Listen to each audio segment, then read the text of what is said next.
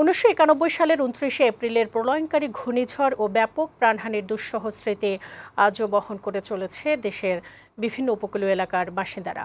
ঘূর্ণিঝড় ও জলোচ্ছ্বাসের তাণ্ডবে সেদিন বিরান ভূমিতে পরিণত হয়েছিল বিস্তীর্ণ উপকূল। মৃত্যু হয় লক্ষাধিক মানুষের, ক্ষতিগ্রস্ত হয় 1 কোটিরও বেশি মানুষ। দীর্ঘ 3 দশক পরও সেই ক্ষতি পুষিয়ে উঠতে পারেনি স্থানীয়রা। তবে পানি উন্নয়ন বোর্ড জানিয়েছে উপকূল রক্ষায় নেওয়া হয়েছে নানা পদক্ষেপ। চট্টগ্রাম থেকে নাইমুল ইসলামের পাঠানো প্রতিবেদন জানাচ্ছেন শামীমা ইসলাম। 1991 সালের সেই রাতটা আমরা আসলে কখনো ভুলবো না। এটা আমার পরিবারের জন্য একটা অভিশপ্ত রাত বলে আমি মনে করি।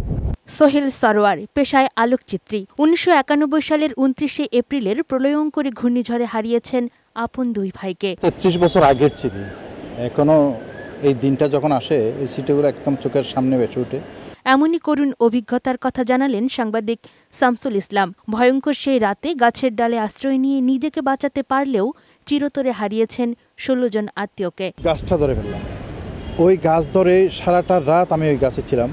একবার ঢেউ আসে আমাকে ডুবিয়ে চলে যায়, ঢেউ যাওয়ার পরে মাথাটা আবার তুলি।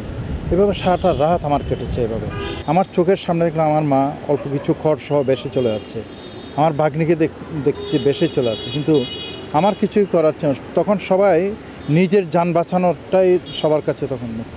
দরজা যখন প্রথম আমাদের সদর দরজাটা একদম ভেঙে যখন পড়ছে তখন সবাই বলাবলি করতেছে পানি আসছে পানি আসছে।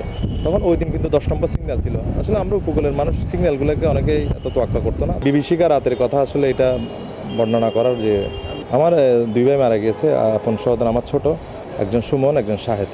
33 বছর আগে এই দিনটিতে ভয়াবহ ঘূর্ণিঝড়ের মুখোমুখি হয়েছিল চট্টগ্রাম ও কক্সবাজার সহ বিভিন্ন উপকূলীয় এলাকার মানুষ। দিবাগত মধ্যরাতে উপকূলে আঘাত হানে 12 থেকে 20 ফুট উচ্চতার জলোচ্ছ্বাস।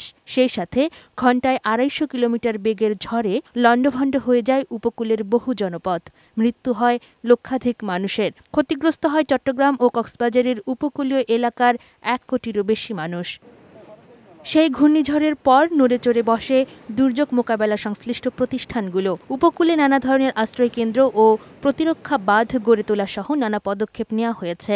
উপকূলবর্তী আনোয়ারা, বাঁশখালী, সীতাকুণ্ড, বীরেশ্বরাই এবং সন্দ্বীপ, এইগুলোতে আমরা পার্মানেন্ট প্রোটেক্টিভ ওয়ার্ক করেছি এবং তাতে করে আমাদের অনেক সি ফেসিং এলাকা এখন এই ধরনের জলোচ্ছ্বাসের প্রভাব থেকে অনেকটাই মুক্ত।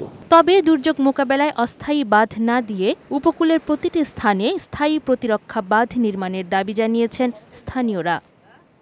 ডেস্ক রিপোর্ট, বৈশাখী সংবাদ।